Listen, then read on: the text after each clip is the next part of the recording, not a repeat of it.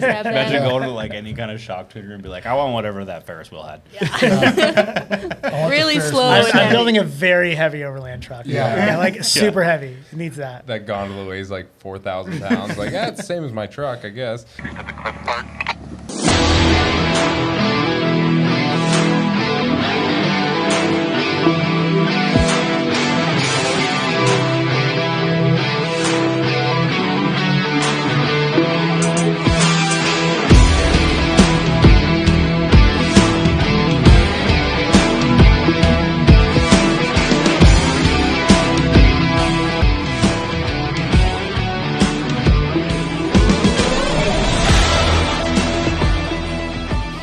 Kick it off. All right, everybody, welcome back to the Bent Motorsports Podcast. Today we have Wally from Method. Welcome, thank you. Thank you Thanks, guys Wally. for the invite. You brought me here. the 6 shirt, just so you know. That's what you get. I figured most guys in this industry wanted something besides black. You know what I mean? Like, or at least their wives do. I Yeah, don't dude, know. I love yeah, this. The color is, I I- like this color a lot. I have way too many black shirts. My closet of like color shirts is probably about that much, and then the black section is like that much. I'm color coordinated, by the way, so yeah. Oh, you mine do? is Black mine is the exact to same like way. reds and greens. Wait, and are they on hangers? Yeah. Oh, Are color the hangers coordinated. all the same? oh. No, they're not. I haven't Oh. gone that far yet. Costco hasn't had the deal. All my clothes are in a hamper. They come out of the dryer into the well, I get about halfway through the dryer before I put them into the hamper. Yeah. And then the hamper goes by my bed, and then I just have them Just pick out available of right that. there. Yeah. Yeah. You always wear the same stuff anyway. Yeah. But whenever it'd I be need cool. it. Maybe I feel like every single episode we have, I always try and like pitch a new sponsor idea. I think Costco is one for today. Yeah, Costco. Yeah. We need Yeah, Costco we'll try on and board. get them on board. that'd be- Everybody's executive members. Can we get Costco business? They deliver us hot dogs. That's where we get the hot dogs from.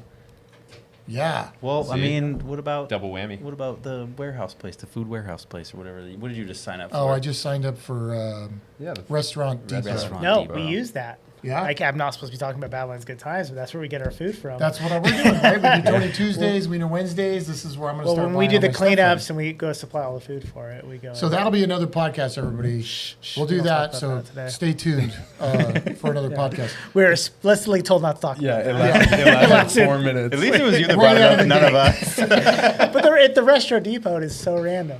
It is You random. just signed up for it, I and you only go signed there, up- and you're like, "What is this place?" It's really funny when you find like people like David that own like a motorsports place, or like my dad, he's a contractor, and they both have like Restaurant Depot accounts. It's like, You know why? It's because they have cotton candy machines. I'm going to buy one.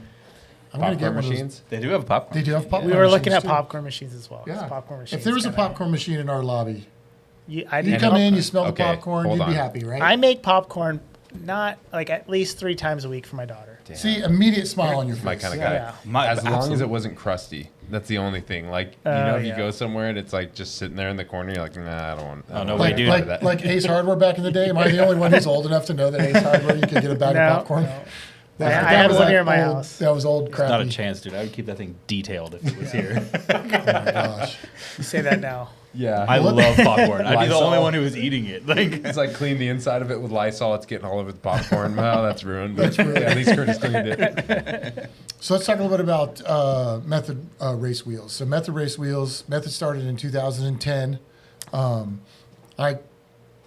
I don't know, where did they start? Was it Temecula? Technically, so one owner was based out of kind of Long Beach area, and Okay. then the other owner and the designer was based out of Temecula, but the first office was based out of Temecula. Got it. Okay. So, and obviously our focus was at the time racing, and then obviously that transitions into street wheels as well. But Yeah, because I know being from this area, right, south of whatever, LA, right, south of Riverside or whatever. I mean, you can't throw a rock and not hit a truck or something that has Method wheel on it. Like everybody's got a Method wheel on their vehicle around here. which isn't a problem, so don't think that's No, a it's bad not a thing. problem. It's cool, and it's what I think is cool about it is it's like the ultimate sign of one, your guys' success because of the quality of your product, and it's also nice to know that the people in this area are willing to support something that started here, right? For like sure. Your local guys, Yeah. right? So it's super cool that people around locals are running your wheels. We like your wheels. Yeah, no, we're super excited. Obviously, me as a sales rep, I've today even drove around, and it's like you go in the parking lots, and I was at a Ford dealership today, and talking to them about putting products on, brand new vehicles and stuff like that. And people like to see the product that we provide being on something that they want to buy. They want to buy it off the lot, ready to go as Right. well. And just seeing the vehicles that are in there for service have our product on it. You know what I mean? That's not like there was a Raptor right there with a set of 305s, which is like our staple product.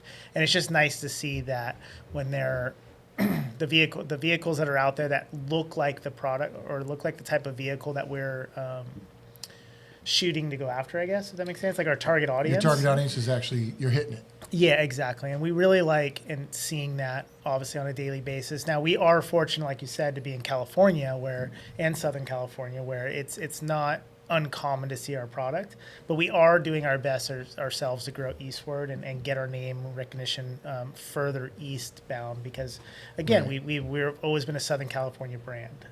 Right. But now you guys offer wheels for everything though, right? I mean, I see them on trucks predominantly, but you offer UTV line Absolutely, yeah. and what other lines? I mean, is it pretty much anything off-road? So our I mean, product, have you got into the supercar line yet? I mean, you can get wheels for Teslas. see, I mean, So there's, you never That's know. kinda Yeah. cool. So I we didn't have a know that. dealer portal for companies like your guys's where you can go on and you can put any type of vehicle that's in there that we would offer wheels for and verify fitment. So that's really nice to see. One of the different aspects of our product is we do try to focus on off-road related vehicles. So it's a happen chance that our wheels fit on a Tesla. We Got it. never said, okay, we're going to go design wheels for a Tesla. What we did go out and do is design wheels for a RAV4, or a Subaru Crosstrek or Team Subaru of America Racing. So we did go out there and try to provide product for people that are using their vehicles off-road. And then Right. there's happen chance that it works for other vehicles out there. right. Not funny. Yeah, a lot of people are running the same lug pattern and Offset. offset and all Even that like stuff. my little Lexus that I commute in, the wheels that I got for it are from a Honda S2000. Like not even the same manufacturer of Right. vehicle, but it's just the right size. It Yeah. just so happens to fit. Which is really funny. So when we came out, and I bring up the Subaru Crosstrek specifically because we started making wheels for Team Subaru of America. So that's Vermont Sports Car at the time. They were the ones managing the program, and our vehicle was designed specifically for the race car. That was it, right? And it took about a 2-year process, I believe, for us to help develop the wheels with them to make the strongest, craziest rally wheel we've ever seen. And then it just happened to be the perfect fitment for the Subaru Crosstrek, and it became like the top 5 partner of the company. The Subaru guys loved it, and so now every time you see a Subaru, like not every time, but like often, you see a Subaru that has our 502 rally wheels on it, which were specifically only made for race cars. It just happened to be perfect, and we didn't even know it until we're like, "Why are these selling so well?" Well, Bill's When- got a Subaru, right? And he's got a lifted Subaru. He's got methods. Yeah. It's See? got to be the same ones, right? If not, it's from that. It's derived from that wheel. Derived from Yeah. that. As in, we have some wheels with our Bead Grip product that we'll talk about a little bit later. But and we've offered a few different variations because of how well that wheel did in that certain fitment. Yeah. It's a 15x7 with a plus 15 offset, but it just fits those vehicles so perfectly and allows for a little like 1-inch spacer lift they Yep. put on them, and And they look sick. Yeah, they do, and they're great, and they get great gas mileage. And if you're in the city, and maybe you're a mountain climber, you needed a better tire. But you needed a better tire, which typically comes in a larger fitment, and then you need a wheel with a little bit of an offset. Yeah. And you can get what you're looking for if you kind of know how to find that information. If that makes Absolutely. sense. And I do want to get. He touched on the Bead Grip, which is a new design for Method. We're going to get into that. I'll let him explain that a little later. But before we get into that, you did touch on sizing. We were talking about sizing, and I don't want to spend a whole podcast talking about how to measure, backspace and offset, and the difference between the two, and what a lug pattern is, and how you measure it. Although in your line of work, being on the sales side, it's super important to get the customer what they need, and it's difficult on our end too, building these Jeeps with the lifts and different size lifts, and what wheel was going to work.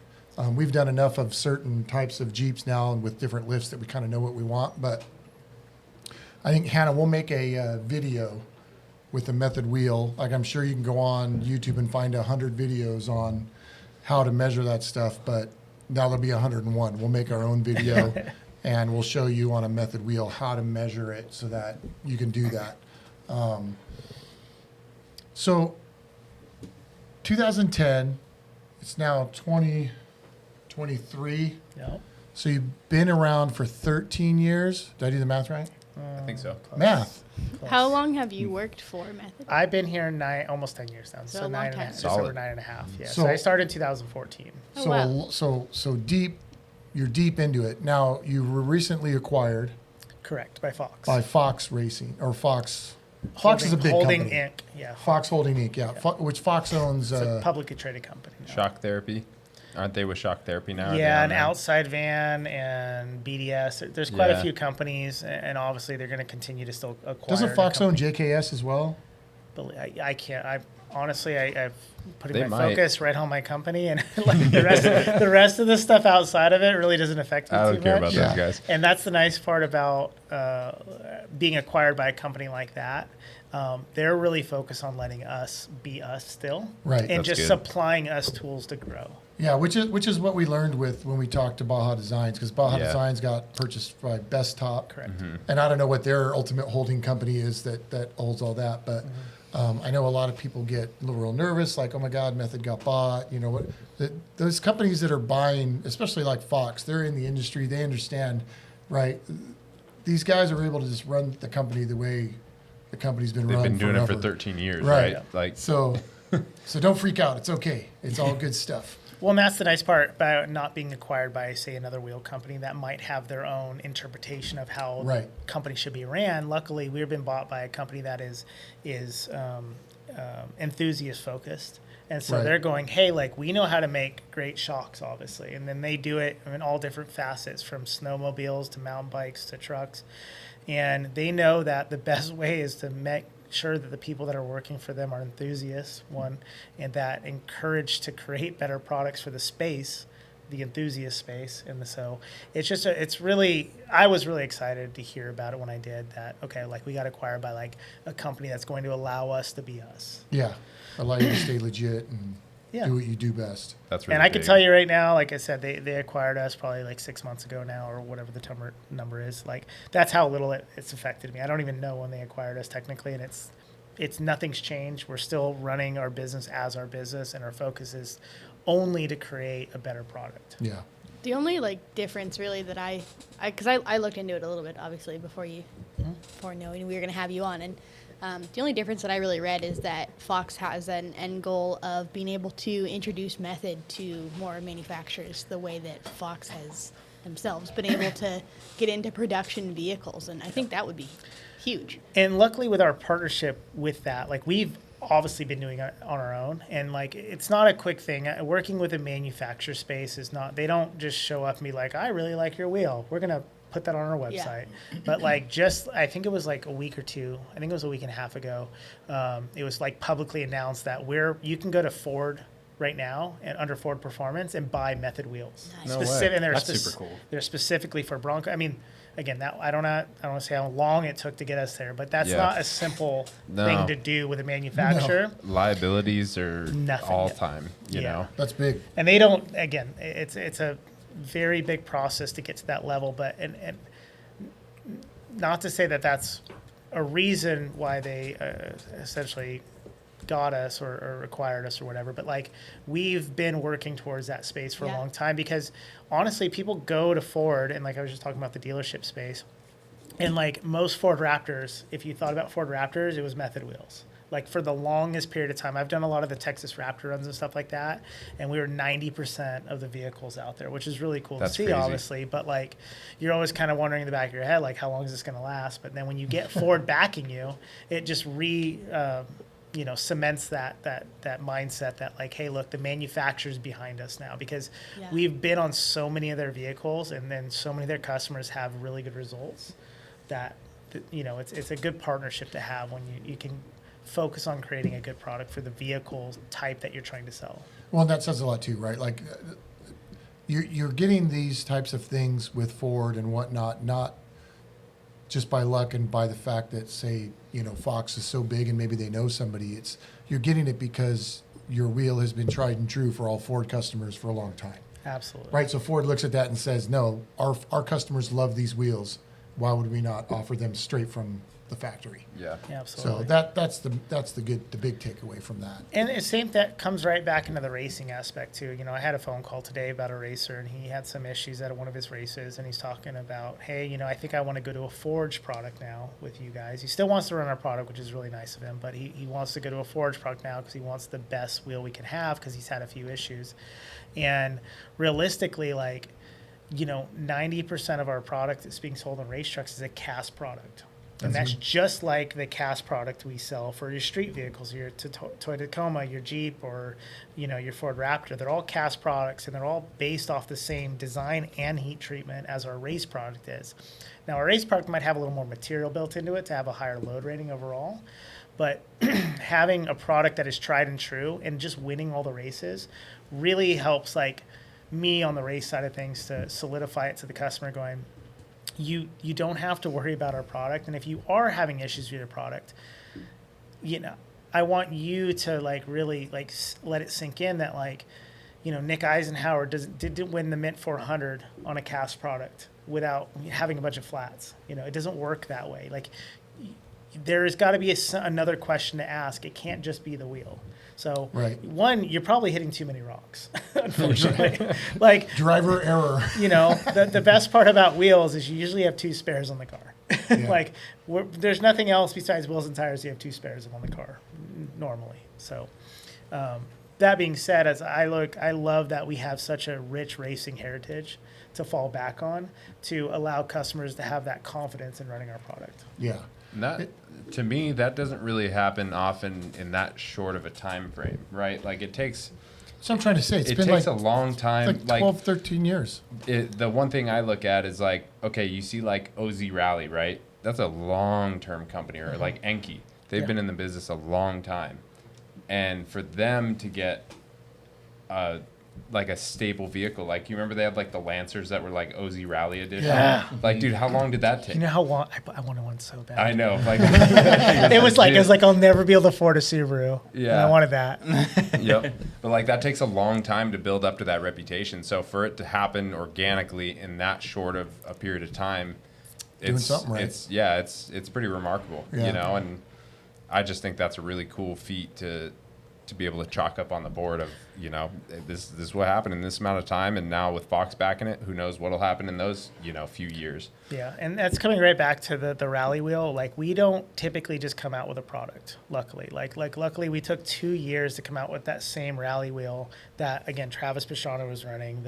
I don't know all the names off my head because, again, I'm not that smart, but You found your I'm- crowd. Yeah, you Okay, hit good. right Let's just talk about broad topics Yeah. here, Yeah, okay? yeah. But we've done really well with finding the right teams to work with, and then again, not just introducing a product because it looks cool, Yeah. but producing a product that works well for all of our customers. Yeah, I mean, like, to me, Method is one of those companies, as far as, like, you know, you're talking about, like, this, like, core, like, audience that you guys have built up over the last 13 years. Like, Method is one of those companies that has mastered branding, like, not just the product, right? But, like, you guys have got your audience, right? Like, you are a company that now doesn't just sell wheels, but you can put your logo on a t-shirt and people will pay a premium so price weird for to it. me. Like, that's I'd buy this shirt. how you know that I'd buy that shirt. you're It's a nice doing really shirt. It's a well. nice shirt. Well, And- so early on in the company, I did a lot of the apparel sales at events and stuff like Yeah. that, and it was just so funny to me. We'd come out with these shirts, all these rad designs on it, and they just wanted the name. Huh.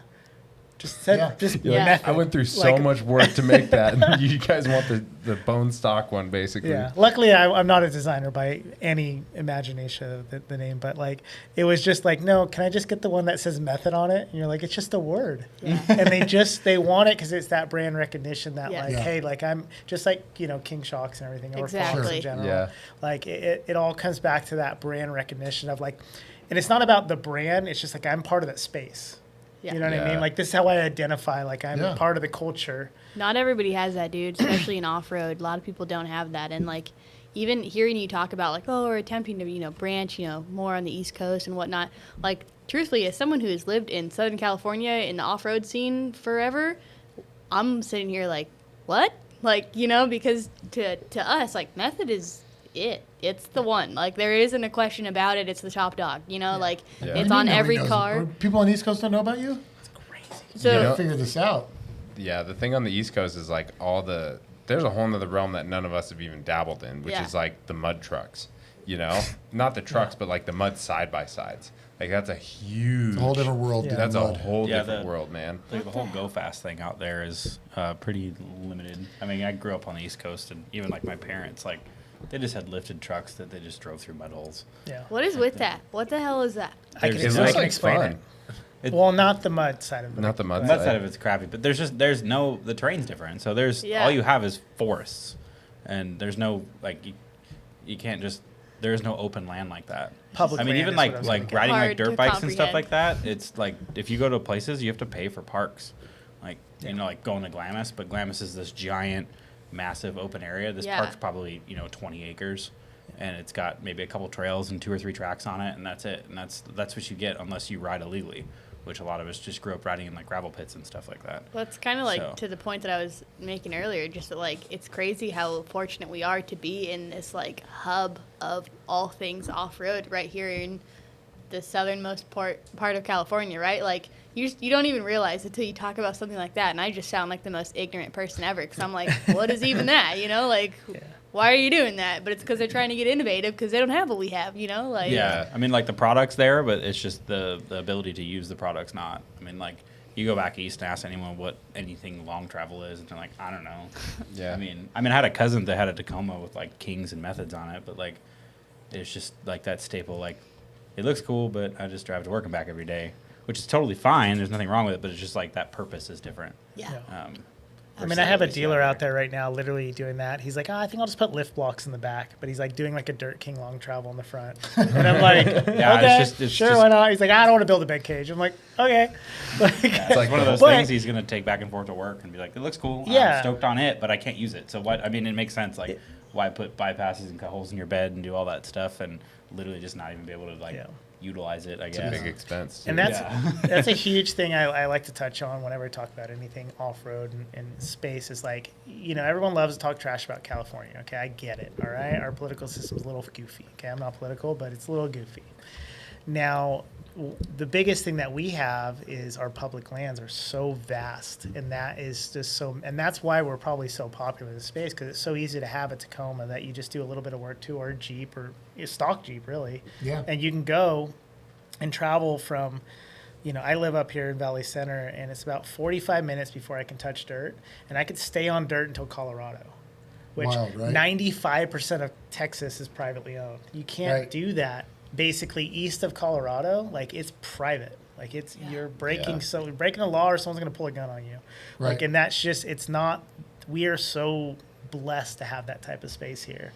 Yeah, we definitely have it good. I mean, and this is, I complain about California all the time. Being a business owner in California, there's a lot of hurdles and things you have to get over and pay for. But, it's that sunshine fun tax that we pay to be here, Yep. right? Because we have all these things at our fingertips. I remember growing up, we'd go surfing in the morning. We'd call whatever Dawn Patrol, go surfing, and then jump in our car and drive up to Big Bear and go skiing or snowboarding, Yeah. like in Yeah. the same day. That was one of the first things I learned when I moved here. Like, I grew up back east where it's just, it rains for like 3 weeks straight, and then you get like an ounce of sunshine, and it starts raining again, or it just gets cold and crappy, and there's bugs everywhere, and it sucks.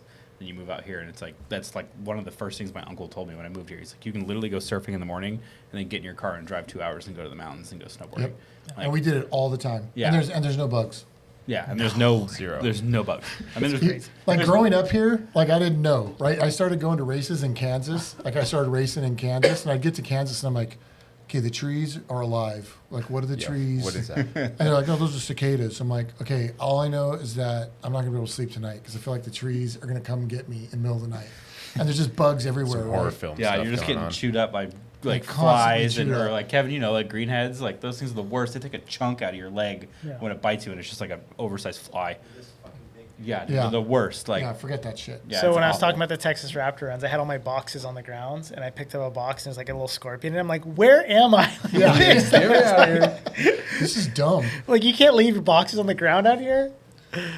Yeah. No. Speaking of just like Southern California being like the just mecca for all things off-road. Have you seen that thing circulating the internet recently that I guess all of the rides at Disneyland have King shocks on them because King is so close to Disneyland that they just utilize their products? I haven't seen it, but I like it. Yeah, if you look it up, there's a bunch of funny The Ferris videos. wheel, I think, like the big ass Ferris wheel at Yeah. California Adventure is like all the what do you call them, gondolas, I guess. Yeah. They all have for their stabilization is all King shocks. Are they that stop 'em. bypasses? What are they? No, they're No. just they look They like got some like, 4 or 5 King Kongs on Can you there. imagine? from the picture I saw, it looked like a 2.5 piggyback, and Okay. it just it's got decent travel. It's like 12 or 14-inch travel shock, Sweet. but just holding that thing steady. What I you think know? is so funny about it, though, is that it's it'd be so easy to contract King through Disney, which is this ginormous corporation, Yeah. and just not have the King logo on it, right? But still, it's got the ginormous King sticker yeah, on all it. anodized blue. Oh, yeah, Like- it's not hidden at all. You No, can totally tell. looks like you took it right off a truck and just threw it into the ride. I think that's sick. That's so Yeah, rad. I was they just, have it at Legoland too. It's Nothing a- screams yeah. Southern Really? California, Yeah, right? Robert, that does air conditioning, commercial air conditioning, and then even Nick too, who's a commercial electrician. He's even said I've been to Legoland and I've seen King Shocks on the rides at Legoland too. So they've got something going on with yeah, it's got to be the some engineer kind of guy. amusement. Yeah. We need to make a trip to SeaWorld and just we're not here to see anything but to see if there's shocks on these things. Yeah. Yeah. Well, I was just telling you guys before the podcast, I did see a set of methods on one of the SeaWorld Yeah, trucks, yeah. and that's What? it's just it was one they have a truck. I took my 3-year-old there for 4th of July, and in the little kiddie play area where there's water and stuff, there's Yeah. a little I think they're using it to showcase hey, these vehicles go off road, and they do animal. Let's say the word surveillance is not the right word. Research. That might be a better word. Surveillance, but and so yeah, they had off-road wheels and tires on it, and they just happening methods, and I was like, that's so cool. Of course, I'm taking pictures of it. Yeah. And stuff. Yeah. Yeah, guys, check this out. Move, honey, get out of the way. I'm taking a picture of the Yeah. wheel. Yeah, Exactly. Great. go find Shamu. Yeah. No, it's just and I guess that just placates into this space that when you're submersed in this space, they kind of use whatever avenues they can to build stuff, right? A lot of applications. Yeah. What I always find funny with that stuff is the behind the scenes of that, right? Me and Jake and Drew and David even, we've been a part of this whole Netflix deal recently, and the last minute decisions that people make or the seat of the pants, hey, we got to make this happen. Any circumstance, last minute. You never know if there's just some dude that was at Disneyland going, dude, why don't we go to King? They're right down the street. Something as simple as that Yeah. stems into, hey, we're actually putting 18 different shocks on this Ferris wheel.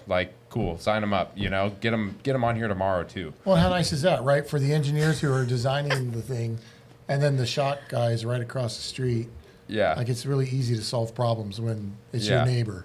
I'm You know. just picturing the guy that had to go over there and be okay, so this is the weight load and the rebound. So they're designing a He's getting all the Disney motion shim ratios. stack.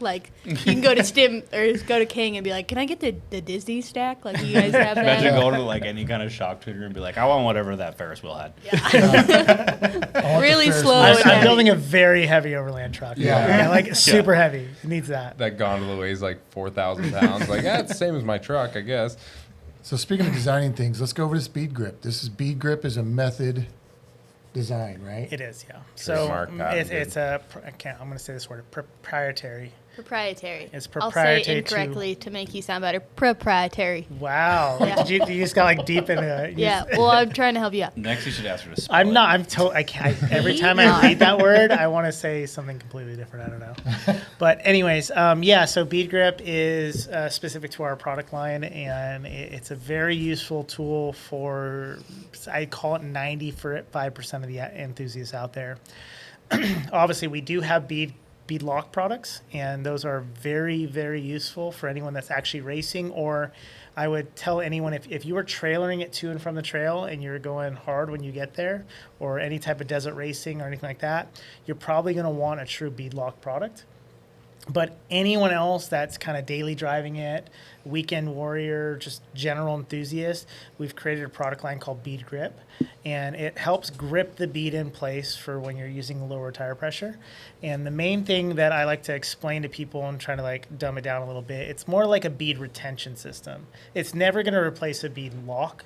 It's not going to lock the bead in place. Because but it's it not will- like physically bolting it It's on, not right? clamping it in Got its it. place. So like It's got for the grooves. it's yeah, got it's got these yeah. sweet So grooves it's got right here. grooves and Is that it right there? That's the it. larger bead hump, where the bead seats. So it's much more. Trying to use the correct terminology, so I'm in trouble here, but it's just taller and more steep. It's more better. It's more better. more It's better. more better. And so- the bead grip is more better. The intention of the Bead Grip technology is just to have better traction at a lower tire pressure, correct? Absolutely. That's like the main. Do you guys have a estimated like tire pressure that you recommend you don't go below if you're using the Well, I bead mean, grip? that varies by application, doesn't I mean, it? because I've run a regular a regular wheel, non-bead lock, non-bead grip, just regular factory wheel, down to 14, 15, 12 psi and not had a problem. Yeah, I mean, I've had clients take these down to 2 psi. Yeah, I was gonna not say, you even should- registering. So there's a guy, Dirt Lifestyle. His name's Nate Mm-hmm. on YouTube, and he's out snow wheeling at 2 psi in these things. And again, it was really cold. It wasn't even registering. But when you look at the video, and again, I try to be as realistic as possible. The sidewall doesn't look like 2 psi on a 8,000 pound Dodge diesel, right? Right, right. So the tire application, coming back to what Hannah was saying, is the tire, the application, the vehicle weight, all those things come into play.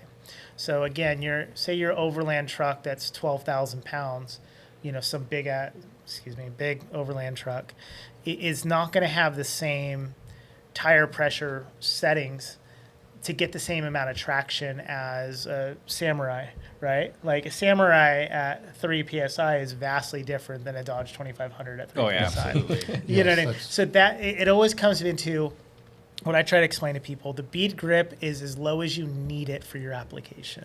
Perfect. So That's a great you, way to put you it. don't want to have too much traction because you're probably going to break an axle and you don't have spare axles.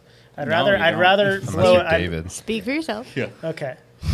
I'd rather blow a bead because I probably have a spare wheel and tire with me. So and even popping a bead back on is so simple. It doesn't take that much effort if you're actually going out there with the proper tools and whatnot. But luckily, you typically have a spare. So the bead grip, we've had a lot of the times with the guys from Dirt Every Day, so Fred Williams and Dave Chappelle. They've been out on the hammer trails running at 5 psi all day long on those trucks and just beating our stuff up, and they love it. They're like, Super sick. I've used them as a catalyst to help me as a sales rep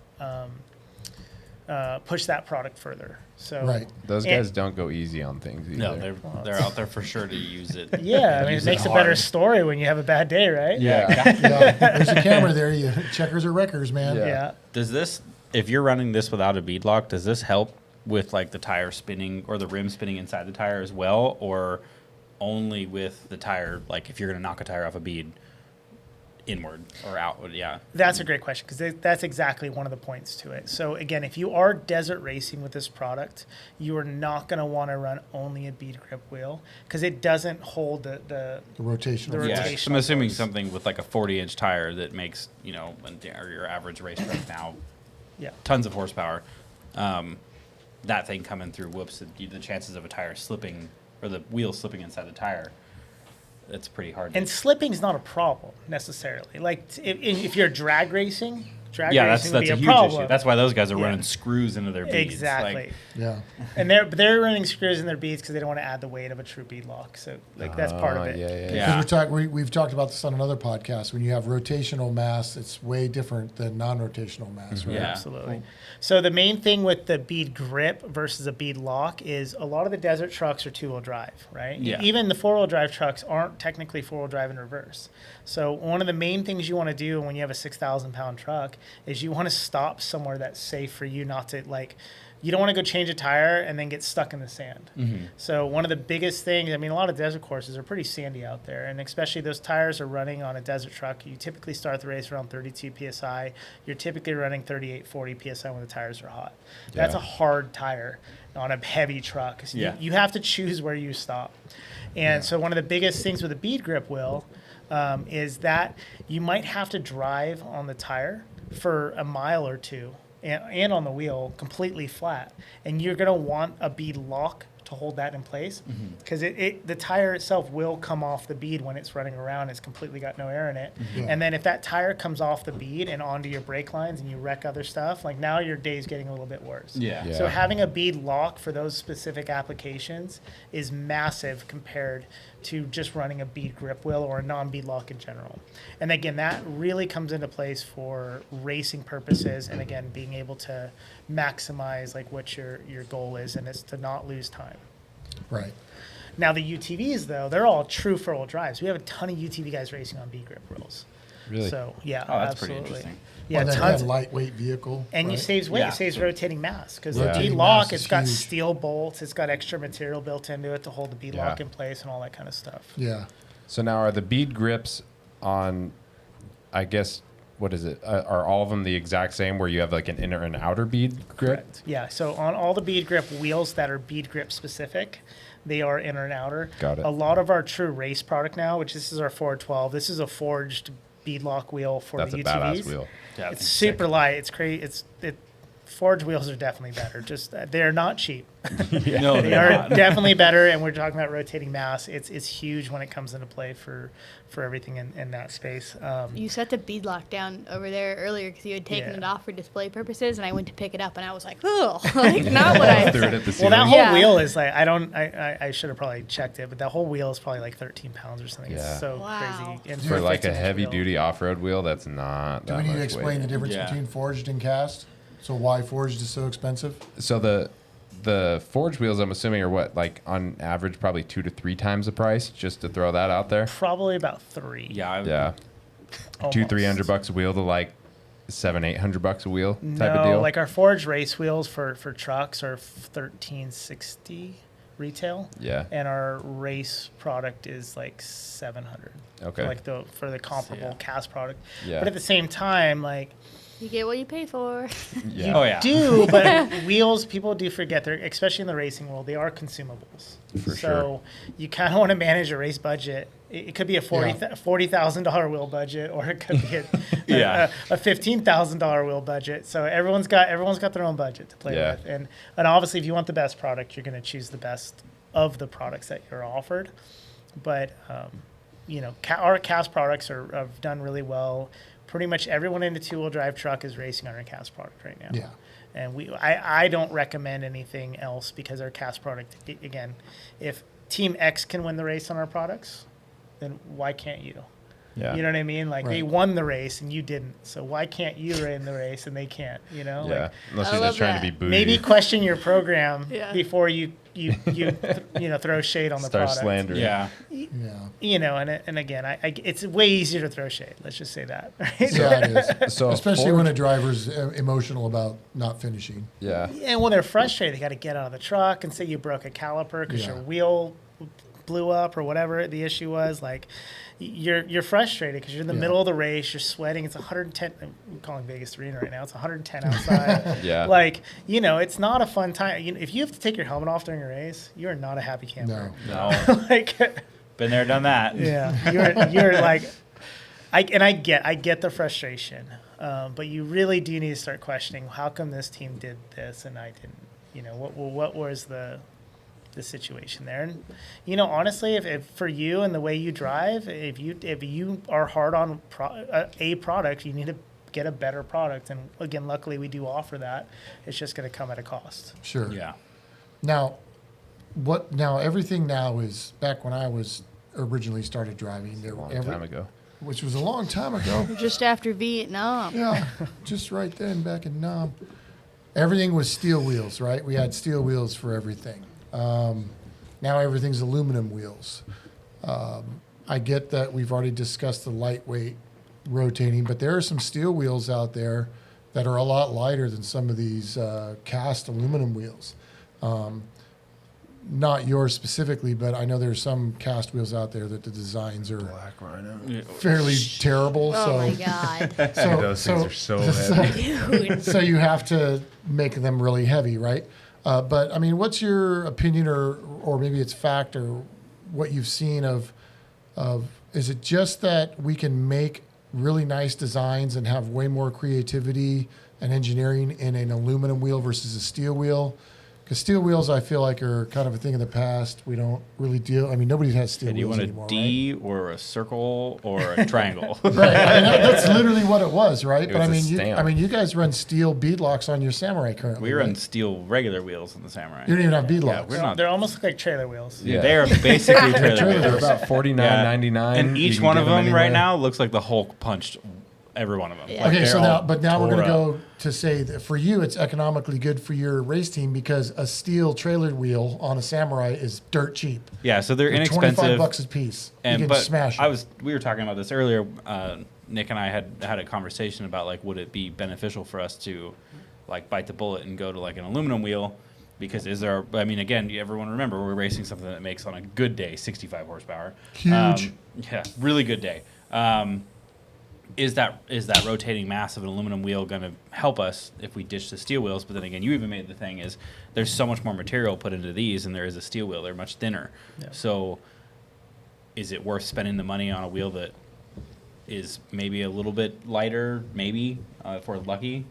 There's definitely a lightweight strength matrix that has many multifaceted avenues. But everyone's seen Nick drive too, and like, we don't need bead locks. But the chances of us like cracking an aluminum wheel versus just putting a big old dent in a steel one and that thing continuing to hold air, like there's just that like, do we try it and hope for the best, or do we just continue with what we know? You also have a kinda lot thing. less tire between the wheel and the ground. I Is was- the way I would Oh yeah, look that's the at other it thing too. I too, mean, you we run a know? 31 Yeah. inch tire, so it's like it sees rock a lot. Yeah, and I was going to get into that. So the aspect of an aluminum wheel versus a steel wheel, the main factor obviously is going to be the weight. The material is quite a bit, lighter, obviously, between the two. Now, a steel wheel, you have to use less material to make it as structurally sound as an aluminum wheel. Versus an aluminum wheel, you have to make it obviously a lot more robust. I think the smaller the wheel gets, the less you're going to see the benefit out of it. So you're running 15s. Yeah, we run 15s. And so, not that there wouldn't be lighter overall, and we're coming back to rotating mass. Rotating mass is key. Like when you're Yeah. trying to create horsepower where there is none, it's that or gearing. You got two options. And so, having a steel wheel, it might be stronger. And again, it really depends on obviously the quality of the steel wheel too. Like not all steels created the same. Not all aluminum's created the same. So we have proprietary. I said it the first time. Nailed it. There you go. Nailed it. Nailed it. Got it. Woo! Drink to that. And but our heat treating process. So the way you heat treat a wheel can dramatically change how well that wheel is going to work for your off-road application. Can I ask a question? Yes, Sorry, have you guys ever experimented with cryo heating? I don't know. Cryo freezing. Is that what it is? Yeah.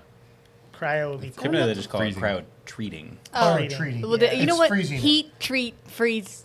Yeah. They kind So of steel, sound. I don't know if it works on aluminum, but back in the day when we were making parts on our cars that we wanted to last a long time, we would cryo freeze them. Well, that's still very much a thing. Yeah. So Yeah, a lot of them gearboxes and stuff yeah, like that. guys. gearboxes and stuff get Yeah. cryoed. I don't think it works on aluminum. I think it's a steel. Jake, is it a steel only thing?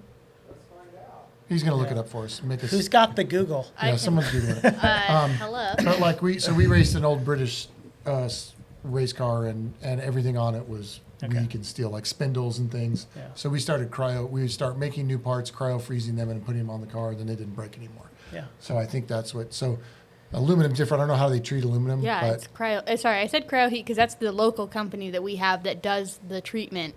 But I didn't mean to interrupt. But it's at least big, like in the motocross world currently, like cryo heating.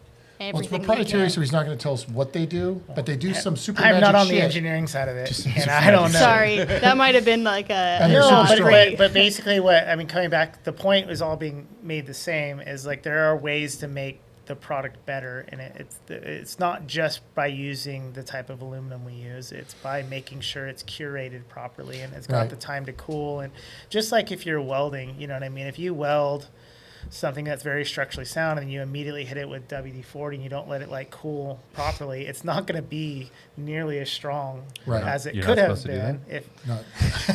Well, I mean, are you the time? Are we at King of the Hammers in the pits, or what are we doing here? So I think like the air pressure question, right? We start talking about a trophy truck Application. that makes how many 1,000 horsepower, 800 Yeah. horsepower, No, whatever they're they more are than now. that. Like a lot of them are 1,200 now. Yeah, It's crazy. So they're insane. 1,200 horsepower, right? So crazy. And Must to be run nice. to run a steel equivalent wheel on that vehicle, to be able to handle that kind of abuse, we're talking a massive amount of steel, so a massive amount of rotating weight, where an aluminum wheel treated correctly, forged correctly, is a fraction of the weight, so that you can get the same strength out of it. So Yeah. ultimately, you're talking about a really small vehicle like a Samurai. It's whatever your budget can handle, right? You start talking about a big vehicle with lots of power. Yeah. This is why we're in this direction. This is why manufacturers like Ford and Chevy and everybody else, Dodge, they all come with aluminum wheels now. They don't come with steel wheels like they Yeah. did back in the day, right? Well, and for instance, like our cast race wheel right now, our 103 cast wheel, I believe, and I'm going off box weights and I'm subtracting by 3, so it's not super accurate, but the box is typically 3 pounds. So they're 38 pounds, I believe. Wheel, ring, and hardware. And then the forged wheels are 29 pounds. Wow. So we're talking about 9 pounds difference on the everything's the same about the wheel, Other than the the material how it's mate- processed. Exactly. Because Wow. you get in the foraging That's crazy. process, you can Yeah. use less material because the material itself is that much harder. Quarter. Right. So the same concept goes into the steel wheel. You can make a steel wheel with less material, but the material is more dense overall, therefore it's going to weigh more. So Right. again, as you go from a 15-inch wheel to a 17-inch wheel, things would vary drastically. And I don't know. I mean, realistically, no one's making race products for trucks in steel, so I have no idea what a steel 17-inch wheel Would would compare weigh. to. A lot. But it, Yeah, it'd be heavy. it wouldn't be light. Let's just say that. Well, then you can start diving down the road of tires, right? Because tires, we've weighed a few tires, Yeah. and you've got a huge differential in tire manufacturers and what tires Depending weigh on what. load We went over range. that earlier too. Yeah. And so something else that we can talk about is we do whatever we can as a company to make our product as light as we can. So coming back to like we could make an indestructible wheel if we wanted to. We could just add so much material to that thing Right. and like you would never break it. You're going to break everything else before the wheel, but that's not good for racing, off-roading, or anything related to being in the middle of nowhere by yourself, right? Right. So if you look at this wheel right here, it's hard to see on the camera, but we have a bunch of lightning pockets built wherever we can. Around where the lug holes are, we've cut that area out because it's just not needed.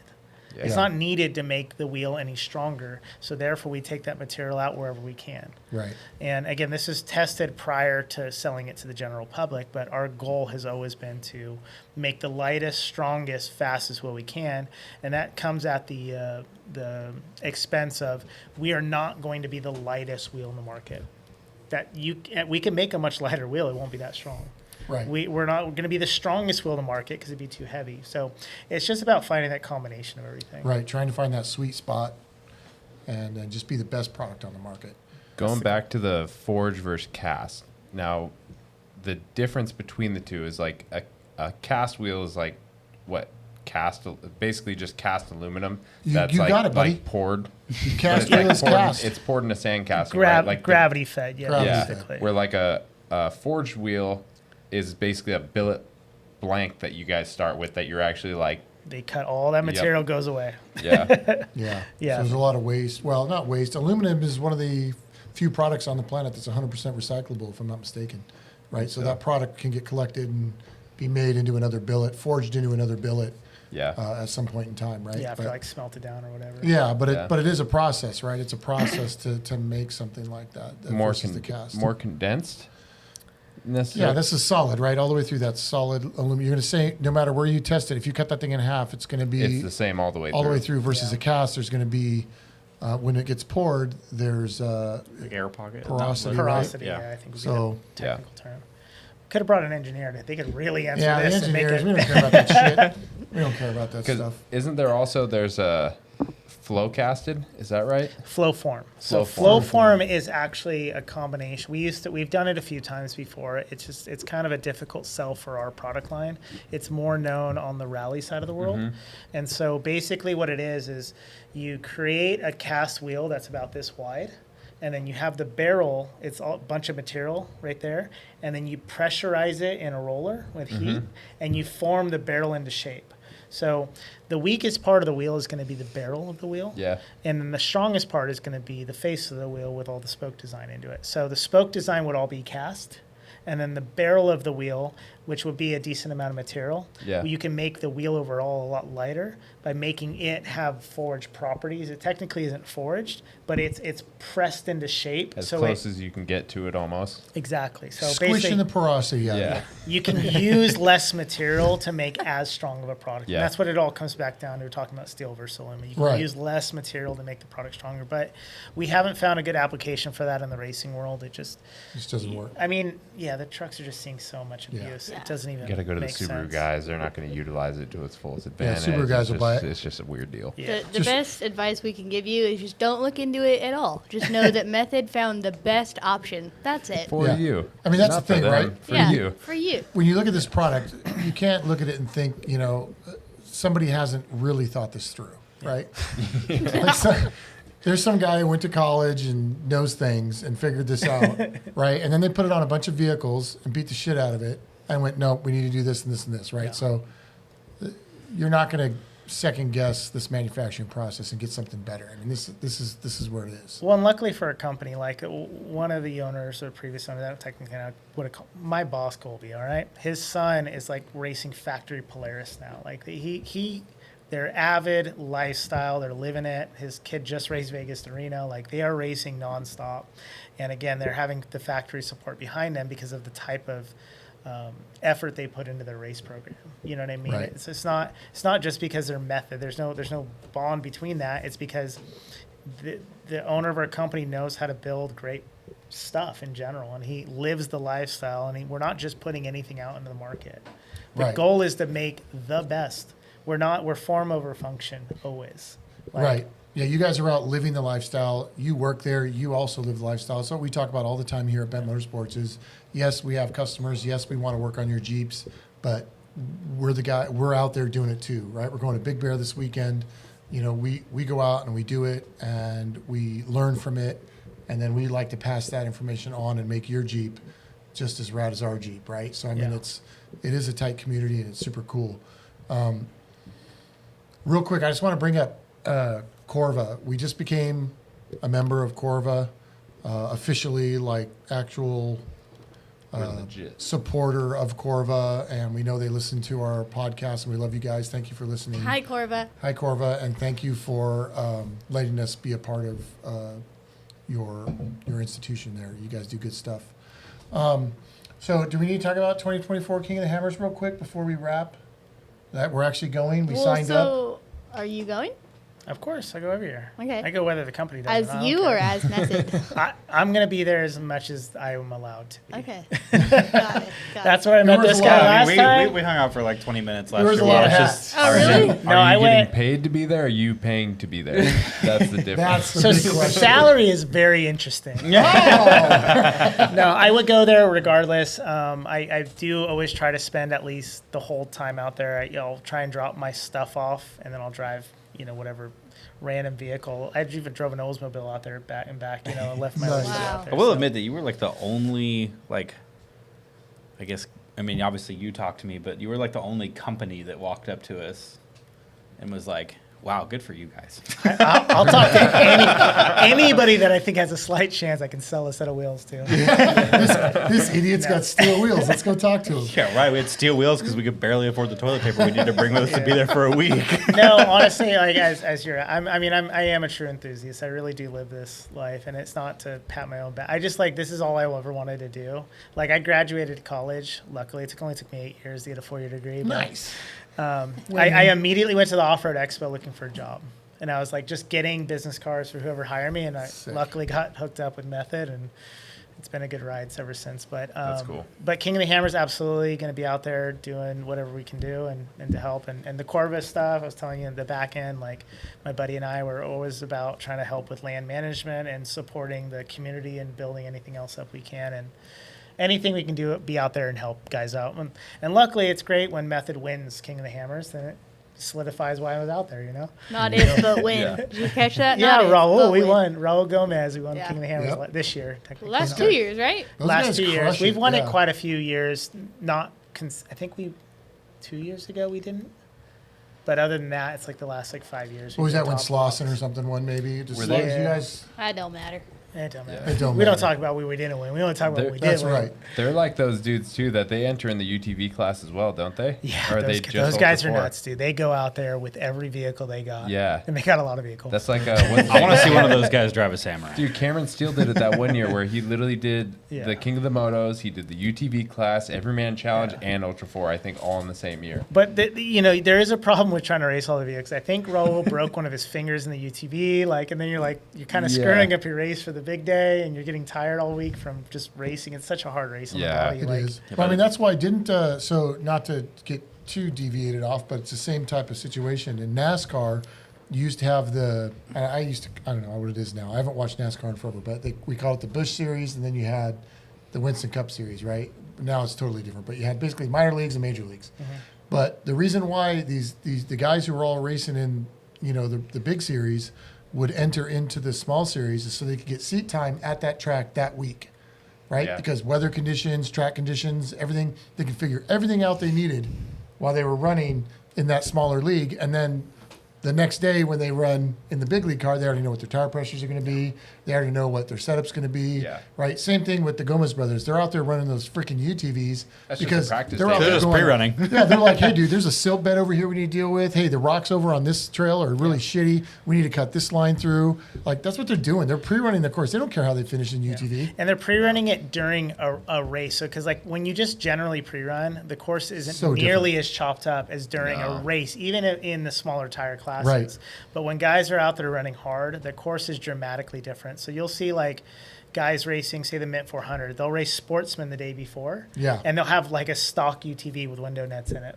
And they just go put one lap in. They go, Yeah. okay, I got my lap in. Yeah. Yeah. And so Whatever then it takes. that's all, that's just enough information for them to go, okay, this section's going to be worse. This is going to Yeah. be this. This is how we make they're basically trying to get ahead on their first lap. Yeah, so this Yeah. is the level of dedication you need if you actually want to go win a race like King of the Hammers. Yeah. Is you've got to be full send. Well, and Yeah. the other thing to think about too is you go do that in the UTV. When you step up to the big dog car, it's even easier when you do that. Those UTVs are super capable, but you go to more travel, you go to a bigger tire, you go to more horsepower. You're Well, it's- set. Well, Yeah. there were some Can-Ams running in the Yeah, Ultra so 4, right? I think last year a Can-Am did lap 1 faster than an Ultra 4 did. I don't quote me, but I believe a Can-Am took 5th overall at Sounds Vegas right. Reno Yeah. this year. So that was a week ago. It took 5th overall. It beat all the 6100 trucks. And now That's they have their insane. fancy suspension. Yeah. well, see we don't about talk that. about that. That's Oh, a little we goofy don't looking. talk about that? I don't know. It looks so stupid to me. Yeah, but from being a suspension guy in my past the geometry life, looks the correct. geometry, I'm like, oh, that's sick, dude. There's no scrub radius on that. Yeah. 0. Just wait till it starts going into full production mode, and all these companies like LSK and whoever Tatum UTV, they're all gonna get a hold of it and go, Where's we'll Jake? change this, change this, and we'll be good. Jake, where are you at? What'd you find on the cryo thing? Yeah, they do. They do cryo aluminum? Uh-huh. Sick. So do you see the new Maverick suspension? Yeah. There's no scrub radius, so how are they getting the wheel to return to center? How do you know there's no scrub radius, or is it going the opposite direction? I'm assuming there's no scrub radius by where they've got it. So Jake's off camera. This is King- really dumb, but he's the one I know I can bounce this question off of. So when you have the setup the way it was, right? And so on a little kid's golf cart, and you have your two little Heims, and you got your little spindle and everything. When that wheel turns, there's a massive amount of scrub on it, right? When you're turning. So what they do on modern cars is they take the ball joints and they put them at an angle so that when you draw a line straight through them, it should land in the center of the tire. So when we put wheel spacers on Jeeps and stuff, and you put the wheel spacers out here, and that center line of those ball joints doesn't travel right through the center of the tire now it's hitting the inside edge of the tire. That's why you've got to battle the thing to turn it. There's scrub radius happening, right? So Yeah. you're battling the car, right?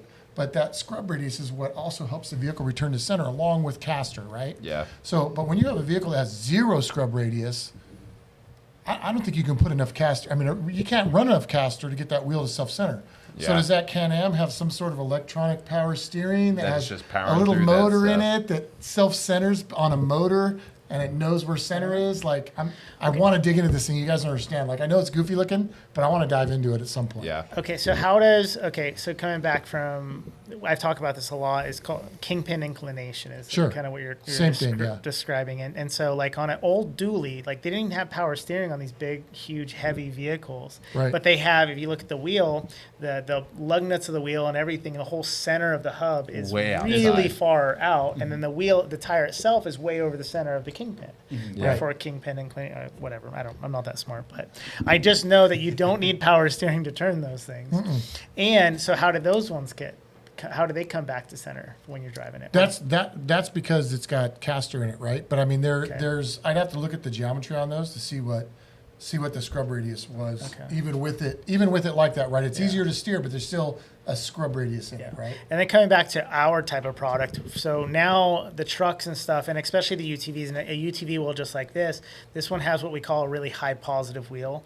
And you'll know it's high positive by seeing that the face of the wheel and where the lug nuts sit is very outboard, away from the vehicle. And that is specifically done in the UTVs and now all the all-wheel drive race trucks because they have they're all-wheel drive and the four-wheel drive, but when they have power to the front wheels, you're fighting the steering wheel while you're Yes. driving it. Whenever you're trying to Yeah. turn, you're Like trying to fight torque it. steer. Yeah, Torque it's steer. torque steer. And so when you have a nice high positive and you have less scrub radius, it helps with the drivability of the vehicle. Right. Yeah. Absolutely. Yeah. And that was the biggest problem when front wheel drive cars started coming out. Right. Was that everything was? You get in a Honda Civic from '95 and you floor it. Thing goes like right. Yeah. Right. Any It's way it wants bing, to. There we go. We're going right. You're hauling ass down the street, turning half the wheel left to keep the thing going straight. So all these things, the wheels, the suspension design, all those things have been being improved over time to help with drivability. And I think what Can-Am is shooting for is they want it to be, you can have a beverage in your hand, one hand on the wheel, going through 3-foot whoops, and you're not going to. It's not a big deal. Yeah. You're not hanging on for dear life anymore. Those things are super wide to begin with, too, So, like, you start getting into the tight trails, and you don't really want the thing sticking out any further than a factory wheel would, Like, they're Right. meant to go on these trails, and now you're making it 4 inches wider, 5 inches, like, whatever the actual number is. But And we were talking about going eastbound, and they actually have a lot of restrictions on how wide your vehicles can be out Really? there. Yeah, so they'll have posts up that you have to be able to drive through to go on their Oh. trails. Yeah, vehicle Which is why inspections, man. Polaris had their 80-inch vehicles, because in a lot of places the trails are 80 inches. Yeah, you can't go, Interesting. and they won't. I mean, again, they have like trees basically that big. It's their gatekeeper. Yeah, big gatekeeper, so you can't be thicker or wider Yeah. than that. So Okay. we just had to quickly pause. We had a camera issue, but we're back. So if you see a little hiccup in the way I was here, then I'm here or something. here, Yeah, it's not a glitch in the matrix. It was something legitimate. But anyways, we were coming up on our hour anyways, and we can't thank Wally enough for coming down with Method. And I'm so sick to have you here. Thank you for talking to us and explaining everything. Is there anything else you want to throw out there while you're here? Yeah, I just want to thank you guys. Obviously, having a shop like this is, like I was telling you, this is the coolest podcast setup. I've never seen a podcast setup in a shop before, let alone a fabrication shop where you guys are out there. They're not just an install shop. You guys are out there actually making new product out of nothing, which I truly appreciate as a garage fabricator. But I really do like working with shops like you guys that end up, you guys aren't just putting whatever the customer wants on the vehicle. You're going to educate them to make the best product for themselves. I use Overlanders a lot as an example because they read a lot of information. They see a lot of gadgets on vehicles. Right. But when you go to a show and you see like in the back 40, the guys where they're actually camping, they're lifting other vehicles, and you see what it actually takes for them to do that. They're not trying to sell anything in that back 40 space. And I like shops like you guys that educate customers on what is actually required for them to do what exactly they want to do. Right. So I don't ever try to oversell anybody on a product. I try to ask them, what are you doing with the vehicle? And that's why I'm kind of a huge advocate for non-bead locks, which is why I'm so stoked that our company created a bead grip wheel. And I just want to make sure that people have the best experience while they're out there off-roading, and they don't come home with a negative experience by overbuying something they didn't need in the first place. Right. And again, that comes from shops like you guys that can educate them in the first place. And it's more prevalent. I mean, people always feel like spending more money gets them the most benefit, when it's not the case for 90% of the stuff Yeah. they need. You don't need 15 Baja design lights on your vehicle when it does 10 miles an hour off road. See, we're the ones that overbuy, so you Whoa, don't have to. That's the No, deal. he's right, and you're right, and Wally, that's how we've built every vehicle here. The first question Curtis is going to ask you, or me, if you happen to get me out here, is what do you do with your vehicle? Yeah, and I know we've done this a million times on this podcast. What do you do with your vehicle?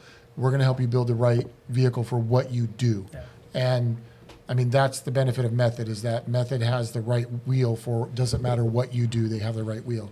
And we, again, we've said it a million times. We have people like Wally and Method and other companies, Baja Designs, on this podcast because that's the stuff we use on our personal vehicles, right? That's the products that we believe in and that we use and we know. We're not going to bring somebody on this podcast just to get a free T-shirt from them.